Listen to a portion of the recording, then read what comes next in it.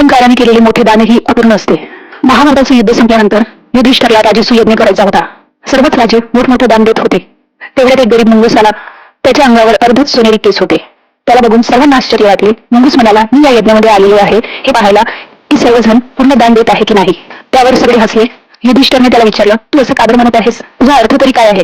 त्यावर मुंगूस म्हणाला, एका दुष्काळामध्ये एका गरीब ब्राह्मणाने आपल्या कुटुंबातील शेवट साखण एका पाहुण्याला दान म्हणून दिला.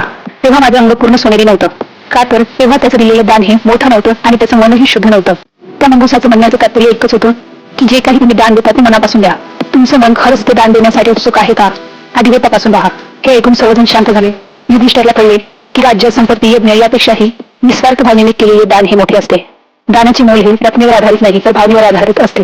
अहंकारासोबत केलेले मोठे दानही अपूर्ण असते आणि शुद्ध भावनेतून केलेली छोटीशी कृती देखील महान असते. आजकालच्या वातावरणात जे काही चाललेले आहे ते सर्वजण खरंच मनापासून दान करत आहे का? इतरांना 10 रुपयाची वस्तू देतानाही मोठमोठे फोटो काढतात, बॅनर बनवतात, आपल्या सोशल मीडिया प्लॅटफॉर्मवर टाकतात. खरंच ते दान मनापासून देत आहेत का? की त्या बदल्यात काहीतरी त्यांना मिळावं या भावनेतून ते चालू आहे? तुम्हाला काय वाटते? कमेंट करून नक्की सांगा.